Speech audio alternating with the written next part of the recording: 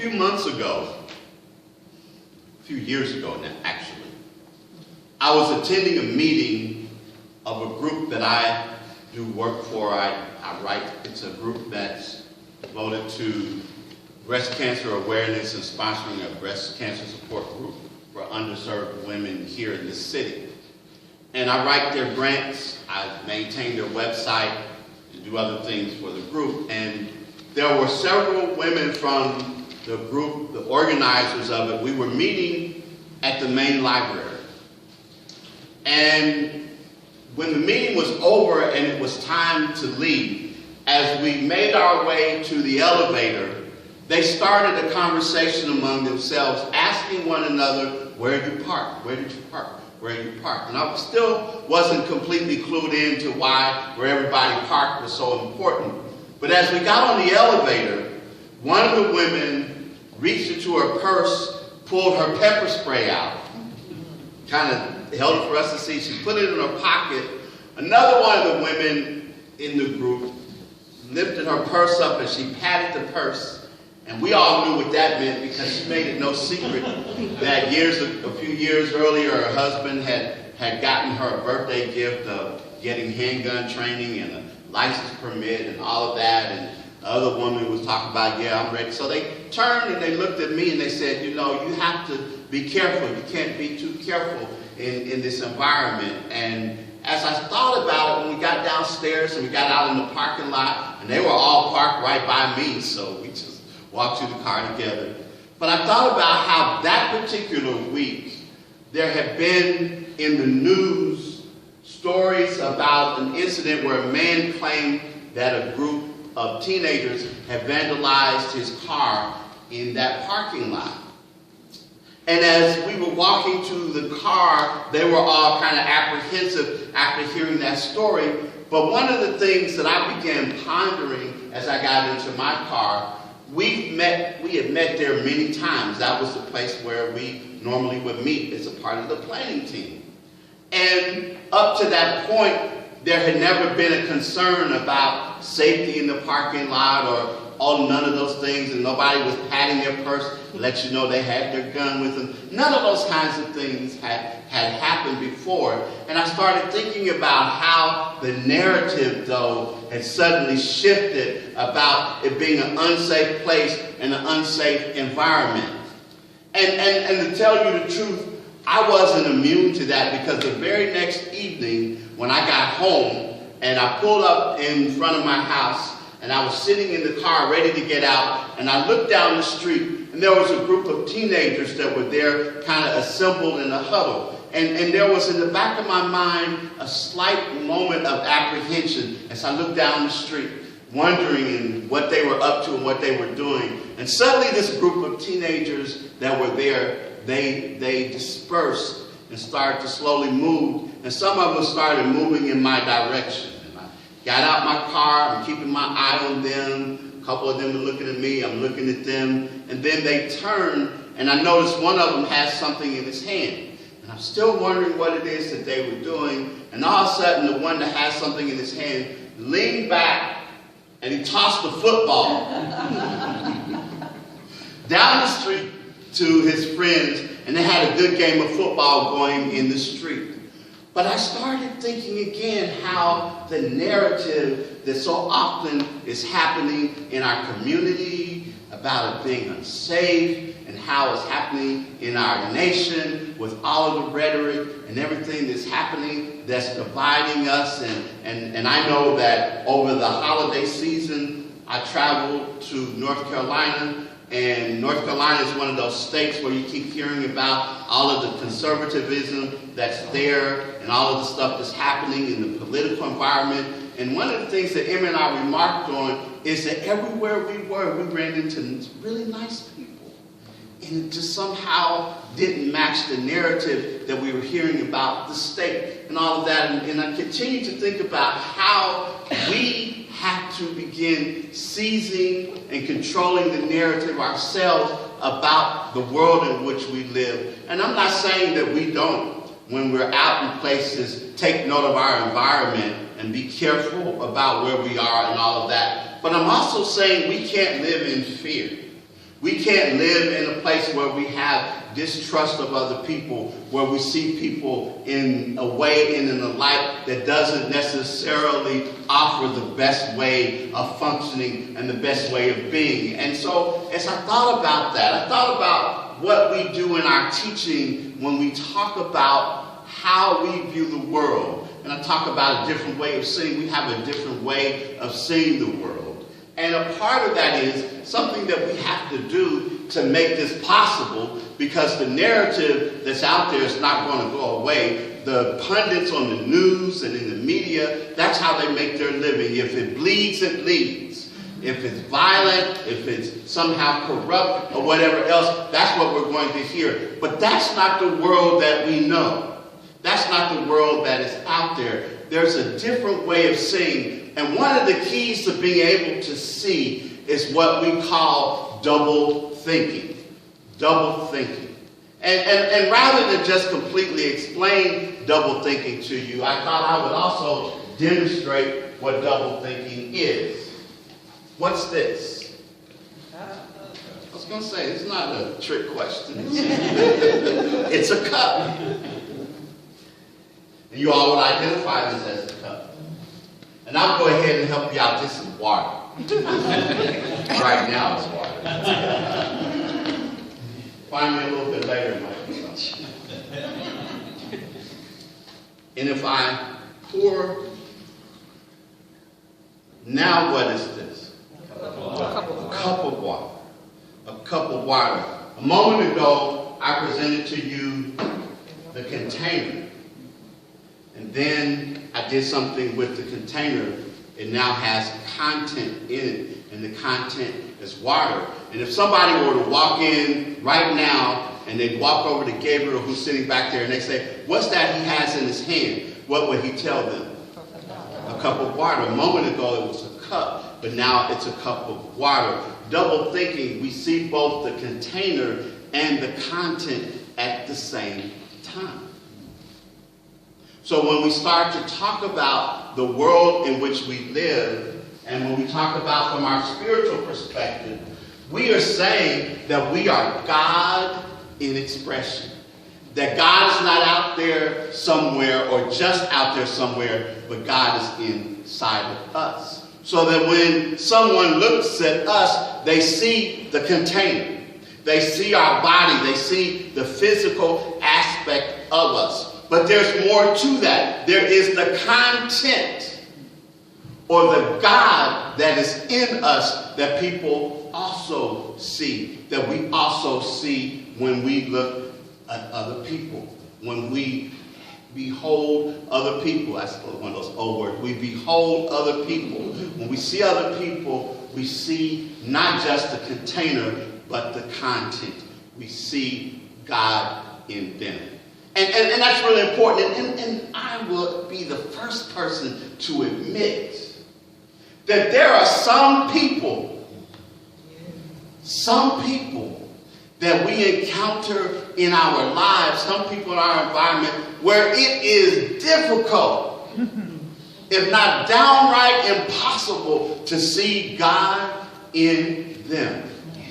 But it doesn't obscure the fact that God is in them. God is expressing as them. Now, they may be confused in their own way as to what that really means and what that truly means, and misuse the God presence and the God power that is in them, but it doesn't obscure the fact that that's who they are and that's what they are all about. And we have to acknowledge that. We have to remember that. We have to accept that. We have to know that they are God in expression. And the thing of it is that the container is going to be different. None of us looks alike. Even people who are identical twins, there's some things, if you get to know them and around them, you can tell some differences. So none of that container is completely the same, but the thing of it is that they continue to express who they are because the content is the same, and sometimes it's expressed differently. I'm getting excited. I'm still a little bit nervous because I got some things to continue to finish, but I'm excited because in a few days I will be back in the classroom at the University of Memphis for the first time since the fall of 2018. and able to teach my students.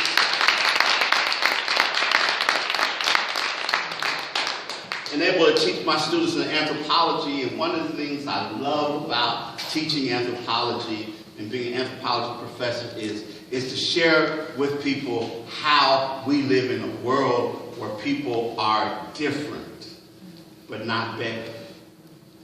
That people have different ways of processing, different ways of doing, different ways of believing, different ways of practicing, and the things that they do, whether it's music, food, art, expression, sexuality, whatever it might be, it's different. It's all different. The container might be different, but nothing's better. No one's better. It's all the same. And a part of the issue that so many of us have is that we want to insist that everybody be the same. But we're all different.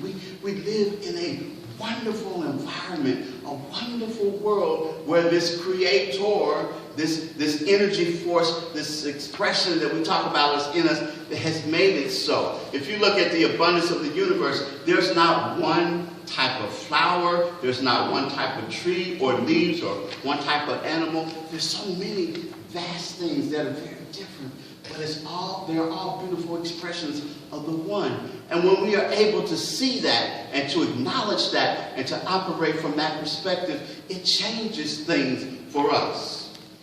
One of my favorite New Thought teachers, Eric Butterworth, tells the story of a school that was being studied because it had some students who had gone on to have some remarkable careers and to make a difference and all of that, and they were really trying to just look at the accomplishments and achievements of that school. And as they looked further into it, they found there was something in common. And that was that one of the classrooms that was taught by a particular teacher tended to kind of skew toward the ones who have really found success. And as they delved in further, a fascinating and kind of almost puzzling fact came about. As they looked at the records of the students, they discovered that a lot of the students had been labeled and classified as being troubled and as being at-risk students and all of that, but yet they had become successful. They had done things in their lives, and so they continued to look into it, and they discovered that there was this one particular teacher who had taught them. So they found her, and when they interviewed her, she by that time was well into her 80s, and they were saying, well, we note that out of the school that the students who were successful, many of them were your students, and we just want to know, what was your secret? What was your magic? What was it that you did? She kind of thought for a while. So, well, I really didn't have any magic. Didn't have any secrets. She said, I know when they sent them to me, they told me they were bad students, but I didn't see them as being bad. I tried to love them. I tried to see them for who they really are. And that's really what it's about when we talk about seeing things differently. Seeing people for who they really are. Seeing the world, the universe, truly for what it is, the vast, wonderful universe. I remember when I was listening to NPR and Ted Schreiber was being interviewed, and he was talking about his mother, Eunice Schreiber, who had founded Special Olympics. And he said his mother liked to tell stories from Special Olympics. And one of the things that she shared was that a big deal for Special Olympics was one particular time they had in the history, for the first time in the history of the Special Olympics, a sitting president had come to the games to watch the games. And it was President Clinton. And it was a big deal because they'd never had a sitting president actually come to the game. So the Special Olympians, the athletes, were really excited about it, and everybody knew where he was sitting in the stadium. And she said that, and he said his mom described how over in the corner were a group of Special Olympians, and this will tell you how long ago it was, they had their cameras out, If you remember back in the day, those disposable cameras, not a camera phone, but the disposable cameras, but they had them turned backwards. And they were there, and they all were pointing toward the president. And so there was a guy that was a photographer. He saw that, and he walked over to him and said, hey, if you want to take pictures of the president, then you're going to have to turn the camera around. And one of them kind of laughed, said, no, we know what we're doing. Said, come here, look. If you take the camera and you turn it around and you look through the viewfinder suddenly acts as like a telescope. So what's far away, you can see up close. And we can all see him. Look. And sure enough, when he turned it around and he looked, he was able to see the president up close.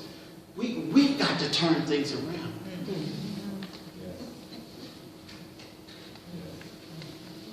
All right now. We've got to turn how we see things around. Rather than seeing troubled communities, troubled people, troubled dynamics. And yes, they are concerning. But you and I, we profess to be people who understand something that other people maybe in the back of their minds know that but don't completely understand just how powerful we are. Because when you look again at the containers, you see more than just the container, but you double think and you see the container and the content together. That we are God in expression. And just where we are, right in the space that we are in, the people that we are, we can influence and change the circles that we encounter, the people that we encounter, the people that we touch. We can do it person by person and place by place and experience by experience and opportunity by opportunity. We can do it. We already are doing it. Many of you are doing it, and all of us can do it. And it doesn't require any other qualifications, any other thing than simply to do something that we do each and every week right here at Open Heart. And what we've got to do is we got to mean it. We can't just say it. We can't play with it. We can't just make it something rote that we just do. But we have to take it seriously. And I will close with this. And it's something that you all already know. Something that you all already did this morning. You may not think about it, but it's powerful. And it's important. It's pertinent. It's potent. It's necessary. It's something that we can do right here and right now. And that's when we stand and I greet you. I bless you. I see God